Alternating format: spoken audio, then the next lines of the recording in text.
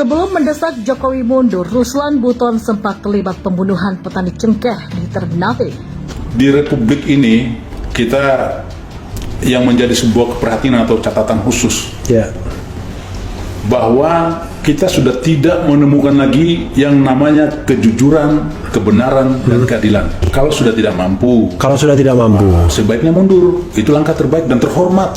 Jadi turun itu dengan semua anggota. Kira-kira berapa anggota yang bakal turun? Saya tidak perlu sampaikan di sini. Artinya sebagai anak bangsa yang sifatnya nanti memungkinkan untuk hadir. Tapi Bung Ruslan pasti hadir. Insya Allah. Yang antusias sama demo ini bukan mahasiswa, tapi para kadrun. Ini harus diantisipasi sama bapak-bapak polisi. Bahwa itu ada kemungkinan bakal banyak penyusup yang ikutan demo. Dia ini cuma modal bacot aja. Saya tahu, ada yang dukung, ada yang bayar. Koar-koar. Saya tahu Anda ini berani ngomong karena ada yang bayar aja. Kalau enggak, siapa sih mau turun? Anda ini nggak ada yang dukung. Ya itu aja lah. Pokoknya orang yang anti Jokowi, ya itu aja kelompoknya. Anda para mahasiswa, Anda nggak lagi independen. Anda dipandang rakyat, Anda sudah digerakkan. Nama mantan prajurit TNI Kapten Ruslan Buton mendadak viral lantaran niatnya siap melawan KKB Papua dan akan turun demo bersama mahasiswa untuk menuntut mundur Presiden Jokowi pada 11 April 2022 nanti. Sebelumnya, nama Ruslan Buton sempat viral karena menjadi tersangka sebab menyebar rekaman berisi surat terbuka agar Presiden Joko Widodo mundur beberapa tahun lalu. Dikutip dari Hops.id, dari berbagai sumber, Ruslan Buton dipecat secara tidak hormat dari TNI AD lantaran terlibat kasus pembunuhan seorang petani di Ternate, Maluku Utara bernama Lagode pada tahun 2017 silam. Ruslan Buton pecatan TNI yang tidak hormat dan juga stres karena menyuruh Jokowi mundur di tengah global pandemi COVID-19 yang menyerang Indonesia, akhirnya dijemput polisi. Orang stres ini pernah bikin surat terbuka kepada Jokowi terkait kepemimpinannya yang dianggap buruk. Hak apa seorang pecatan TNI karena diduga melanggar kode etik kepemimpinan tentara boleh menuding-nuding kinerja Jokowi yang sangat baik itu? Panglima Sedadu mantan Trimarta Nusantara Ruslan Buton itu bikin surat terbuka dan justru dicibir oleh dunia. Pengamat intelijen pertahanan dan keamanan yang juga merangkap sebagai Direktur Eksekutif Center of Intelligence and Strategic Studies Ngasiman Joyonegoro menganggap surat terbuka yang gak jelas dari Ruslan Buton ini bukan hanya politis karena beliau mendukung Prabowo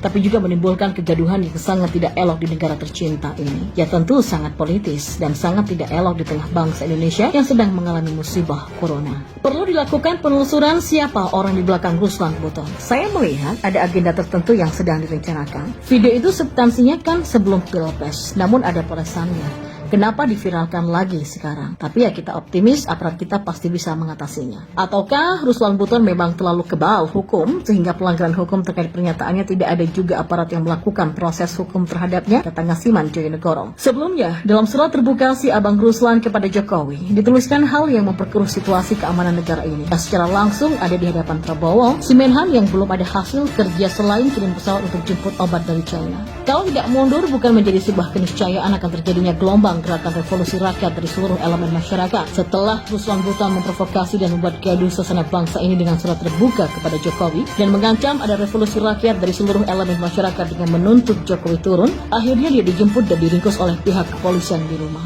Orang bernama Ruslan Buton ini tidak kebal hukum. Dia harus diproses hukum karena surat terbukanya memang berpotensi membuat suasana keruh di tengah global pandemi COVID-19 ini. Setelah seminggu menelisik, memforensik, dan mempelajari surat terbuka bernada provokasi yang dituliskan oleh Ruslan Buton, polisi akhirnya menjemputnya. Saat dijemput masih bisa teriak-teriak komunis. Dari sana saya mulai paham siapa orang di balik Ruslan Buton. Saya nggak yakin orang seperti Ruslan Buton bisa bikin surat-suratan seberbahaya itu. Isu-isu komunis belakangan ini memang sedang digembar-gemborkan oleh politisi jahat ya.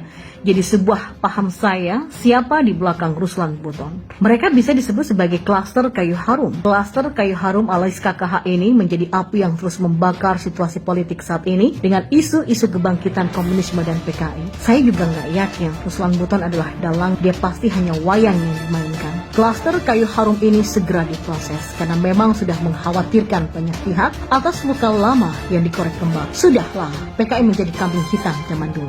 Tidak perlu dibangkit-bangkitkan lagi amat tentara di bawah rezim terdahulu terhadap PKI. Komunisme yang dibawa-bawa oleh Ruslan Buton sontak membuat kita semua tersadar bahwa di dalam pemikiran orang-orang lama di negara ini yang pernah menikmati dan mencicipi kenikmatan semu zaman dulu, PKI masih ada di benak mereka.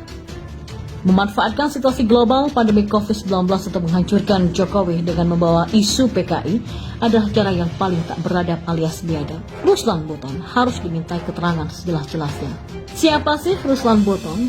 Dia itu adalah mantan tentara yang bermasalah sejak 2018. Entah karena dia stres atau bagaimana, dia sering halusinasi. Prabowo boleh saja masuk menjadi Menhan, tapi kok nggak bisa mengontrol pendukungnya sih? Malah diam-diam saja pula. Bapak Prabowo kan Menhan, jadi tolong ditertibkan dong. Seharusnya kan bisa, karena beliau kan Menteri Pertahanan. Nah, yang jadi pertanyaan, siapakah si Ruslan yang sudah berani mengancam presiden ini? Dan bagaimana rekam jejaknya? Seperti yang tertera pada judul tulisan ini, bahwa dia adalah mantan prajurit TNI Angkatan Darat ya, tentara pecatan. Pangkat terakhirnya di militer adalah Kapten Infanteri, dan terakhir yang menjabat sebagai Pama Unit RK 732 Banau. Pertanyaannya, kenapa si Ruslan ini bisa dipecat dari TNI? Lucunya, si Ruslan ini meskipun pembunuh, ada juga loh yang membelanya. Mereka yang membela tersebut adalah para kadrun sesama pembenci Jokowi. Kadrun pun menjuluki Ruslan ini sangat bombastis, seperti anti PKI, menolak tenaga kerja asing masuk ke Indonesia, sampai berjiwa patriot seperti Jenderal Sudirman.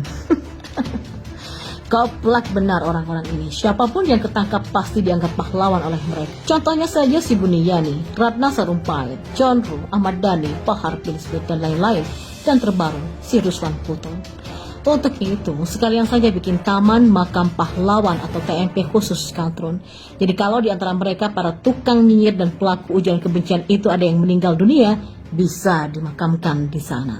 Nah, hal ini tidak lepas dari rencana mahasiswa yang mau berdemo pada 11 April 2022 mendatang. Yang mana unjuk rasa itu akan digelar di depan Istana Negara dengan membawa tuntutan menolak perpanjangan masa jabatan presiden atau dengan kata lain, menolak pemilu 2024 ditunda.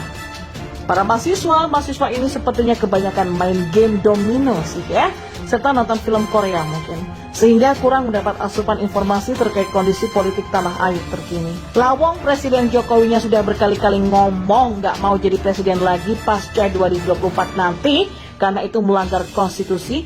Kok mereka yang maksa? Begitupun dengan para menterinya, ya. Dan setelah ditegur oleh presiden saat sidang kabinet beberapa waktu yang lalu, para menteri itu pun juga manut-manut saja. Nah, Jubir Luhut yaitu Jody Mahardi mengatakan bosnya itu selalu patuh terhadap perintah atau arahan presiden.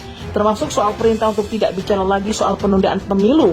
Ia pun akan patuhi itu. Lalu artinya apa? Isu penundaan pemilu ini sebenarnya sudah kadaluarsa dengan sendirinya. Tidak menarik lagi untuk dibahas apalagi dibicarakan. Tapi para mahasiswa masih juga mau menggelar demo dengan mengusung isu bas itu. Gak takut haus apa ya di bulan puasa teriak-teriak nuntut sana nuntut ini, jangan-jangan gak puasa atau jangan-jangan beneran nih gak puasa atau niat gak puasa. Wah, kacau ini.